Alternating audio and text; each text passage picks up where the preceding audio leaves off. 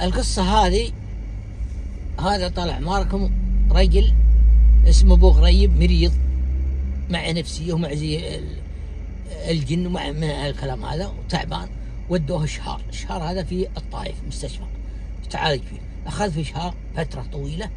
بعد ما تعالج كنه أحسن، شاله أحسن من أول كثير. قام المستشفى يطلعونه في الأسبوع يوم يومين، يخلونه يروح يتنفس عنه كذا ويتمشى ويرجع له، ولا يروح لأهله ولا كذا ويرجع له.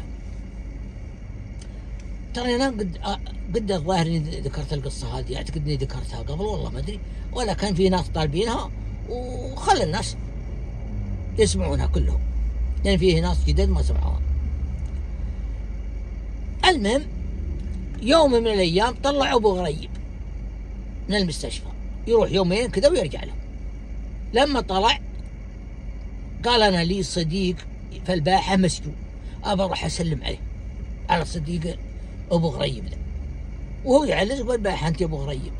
جاء عند السجن بيروح يزاور خويه ذا المسجون، لقى له عجوز عند السجن جالسة تبكي. أبو غريب يجيها، سلامات يا خالة سلامات، عشان تبكي ليه؟ عشان ما في شيء. قالت هلا ولدي بيقصون شوية بعد صلاة الظهر.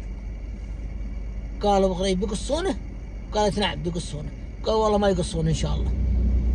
قالت كيف؟ قال والله إن شاء الله ما يقصونه. قالت يا ابن الحلال جانا ناس وجانا مشايخ وجانا عالم جانا أمراء وعي يتنازلون أهل الدم عير. قال معلش يتنازلون معلش. راح من عندها ما أعطته بال، يعني ما قالت ما عنده سالفة. راح أبو غريب للسوق واشترى له بشت واشترى له الشنطة الدبلوماسية هذه اللي دايم تجي مع التجار مع الناس الكبار ذولا، وهو يجي طاق البشت والشنطة معه أبو غريب. وهو يروح للساحة. يوم جاء الساحة الرجل اللي بيقصونه موجود وأهل الدم موجودين والعالم متجمعة. راح للضابط اللي مسؤول عن القصاص ذا ومسؤول في الميدان. السلام عليكم. السلام، وين أهل الدم؟ قال أهل الدم أنا هناك. هم خابرين دائما التجار يجون في المحل القصاص وأحيانا يعرفون عن اللي بيقصونه، يعطونهم فلوس يعرفون. قال هذا أكيد إنهم التجار.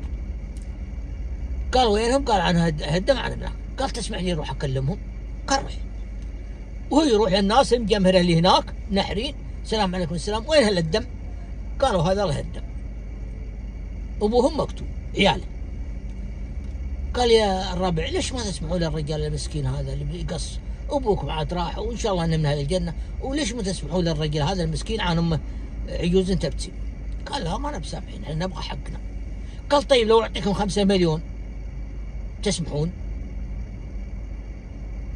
هم تلفتهم في بعضهم عيال الرجل هذا اللي المقتول. قالوا إيه بنسمح. إيه تعطينا 5 مليون؟ قال لي بعطيكم 5 مليون. قال لي بنسمح. قال خلاص. قال والناس يلجون بالتكبير والتهليل انهم تنازلوا مقابل 5 مليون. والناس تجيكم سبحان الله العظيم، الناس تفرح لما عفوا عن اللي بيقص. قالوا هم يشترون ابو غريب واهل الدم هو يودونهم الى المحكمه، والسجين ودوه للسجن. جو هناك عند المحكمه دخلوا عند الشيخ. قال هذا اهل الدم متنازلين وهذا الرجل اللي بيدفع الفلوس يقولون للشيخ. اخذ الشيخ اقاماتهم اسمه بطاقاتهم والهويه حقاتهم كل شيء، قاعد يسجل التنازل، سجل. لما خلص قال لابو غريب الفلوس شيك ولا نقد؟ يقول ابو غريب. قال ابو غريب والله ما عندي لا شيك ولا نقد. قال كيف؟ قال والله ما عندي لا نقد ولا شيك. قال كيف انتم بعطي اهل الدم 5 مليون؟ قال والله ما عندي الا 50 ريال ارجع بها شهر. قال ليه؟ ليش تروح شهر؟ قال انا اتعالج في شهر. لا الدنيا من حاسه، العرب تنازلوا والفلوس ما فيها فلوس، وهم يكلمون مدير السجن، هم يعلموني بالحصر.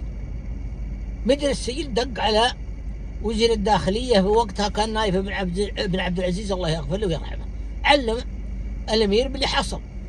قال شوفوا اتأكدوا من الرجل إن كان صح مريض وإنه يتعالج في شهر يدفعوا له الدم 5 مليون من مال المسلمين، من صندوق مال المسلمين. ادفعوا لهم، خلوا هو هذا كان مريض، خليه يتأكدوا منه، خليه يروح يعالج بشهر. دقوا على شهر وعطوا اسم الرجل هذا، قال نعم هذا رجال مريض وتعالج عندنا، وحنا نفكه في الاسبوع يوم يومين يروح يتمشى ويسير شوي عشان ينفس عن نفسه ويرجع لنا. ها زموا ابو غريب، قال ابو غريب يلا روح شهر، ما معي الا 50 قال برجع بها، وراح. ادفعوا لاهل الدم 5 مليون من مالية المسلمين واعطوهم اياها، لان الله سبحانه وتعالى منقذ ولد الحرمه هذه بسبب ابو غريب. ابو غريب ما يملك رجله الا 50 ريال في جيبه. لان الله منقذ سبحان الله العظيم. وهي قبل يكلمها وما هي مصدقه، قال لا ما يقصونه، لا ما يقصون، ما مصدقه. تقول مجنون ولا ايش عنده؟ العرب ما خلنا عنهم شيء وكل ابوهم رافضين، والحين يقول هذا، يقول لا ما بقصينه، معلش. سبحان الله العظيم، وان الله سبحانه يستجيب كلامه، لان الله حافظ على المسكين هذا، ويدفع الفلوس من مالية المسلمين، وابو غريب علق بشهر. سبحان الله العظيم، سبحان مدبر الامور يا اخواني. انا سمعت ترى من ناس كثير تكلموا فيها القصه هذه، ما بلا من واحد والله كثير تكلموا فيها، والقصه مثبوته، حتى ابو غريب اعتقد انه حارثي.